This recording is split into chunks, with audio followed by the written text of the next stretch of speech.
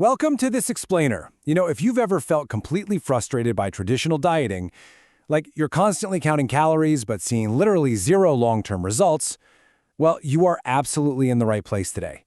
We are going to dive into some truly fascinating insights from Dr. Jason Fung.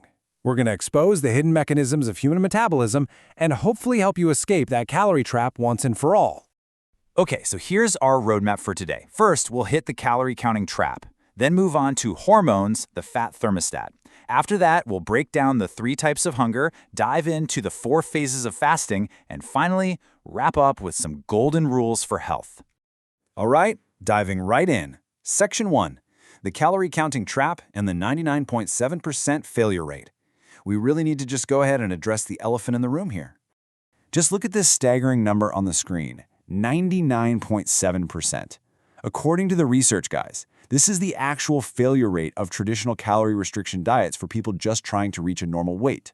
I mean, think about that for a second. If a system fails almost literally 100% of the time, the problem isn't you. And it absolutely isn't a lack of willpower. The problem is the system itself. So let's just remove the shame of weight gain right here, right now. Relying purely on the whole calories in, calories out math is just a totally broken paradigm.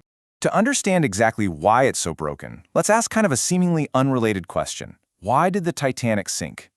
Now, if you just use basic, first-order thinking, you'd probably say, well, because it hit an iceberg. But honestly, that's entirely superficial. It's exactly like saying you gained weight because you ate more calories than you burned, right? I mean, sure, it's technically true, but it's completely unhelpful if we actually want to solve the root of the problem. And this brilliantly illustrates what we call root cause thinking. As Dr. Fung points out, the Titanic sank because it was going way too fast for the conditions, not just because an iceberg happened to exist. It's the same with our bodies. If we actually want to solve our health problems, we have to look so much deeper than just counting the calories. We have to ask why. Why are our bodies taking in more calories and holding on to them? And the answer is actually this profound environmental and hormonal mismatch. Which brings us to Section 2, hormones, our body's fat thermostat. Let's look at how hormones actually control our weight. Okay, so the absolutely crucial point to grasp here is a concept called homeostasis. Listen, our bodies are these incredible, perfectly balanced ancient survival machines. Every single mission-critical system in your body operates on this principle of homeostasis. Think of it like this. Just like your house has a thermostat on the wall to regulate the temperature, your body has its own fat thermostat, and it's controlled by hormones, specifically insulin. When your insulin spikes, it tells your body, hey, store this energy. But when it drops, it signals your body to start burning it. Here's the key takeaway. Your body doesn't count calories at all. It counts hormones. To picture this, think of your body's energy storage in 2 totally different ways. First, you have glucose. That's like the cash in your wallet. It's super easy to get to, right? But there's a limited capacity to how much you can actually carry around. Body fat, on the other hand, is like money in the bank. It's way harder to access, but it effectively has an unlimited capacity. Now, here's the kicker. When your insulin levels are chronically high, it literally locks the doors to the bank. You could literally have hundreds of thousands of calories safely stored away as body fat, but your body, it's screaming that it's starving because all that energy is locked away behind high insulin. And that, my friends, is exactly why you constantly feel hungry. So, if hormones dictate our energy storage, what's actually driving us to eat in the first place? Let's dive into Section 3, the 3 types of hunger, and why we actually eat. We tend to think of hunger as just this single universal feeling. But actually, there are 3 totally distinct drivers. The first is homeostatic hunger. That's your true physical need for base nutrients. Your stomach is actually physically empty. But physical emptiness is honestly only a tiny part of the modern obesity equation, because we also battle hedonic hunger, which is eating purely for pleasure and a dopamine hit. And finally, we have conditioned hunger. That's eating that is just triggered by the social or environmental cues around us. Let's unpack that hedonic hunger for a second. Imagine a whole apple on one side and some applesauce on the other. It's the exact same food, the exact same calories, and literally the exact same macronutrients. But because the applesauce is processed, it digests incredibly fast. It hits your bloodstream so rapidly that it causes an insulin spike that is a massive 25% higher than if you just ate the whole apple. This kind of food processing totally bypasses your natural satiety signals and just hijacks your pleasure centers. It's crazy. It's not the food itself that's the problem, it's the speed of absorption, making it almost addicting. And then, of course, we have conditioned hunger. You guys remember Pavlov's dog, right? Hearing a bell and instantly salivating? Well, we do the exact same thing. We are just constantly triggered to eat by our environment. You walk into a movie theater and boom, you crave popcorn. You get in the car for a long ride, you immediately want a snack. You walk into a meeting room at work and you start looking around for the donuts. Your body isn't actually physically hungry in those moments. You are just automatically responding to a learned environmental cue. So how in the world do we break these cues?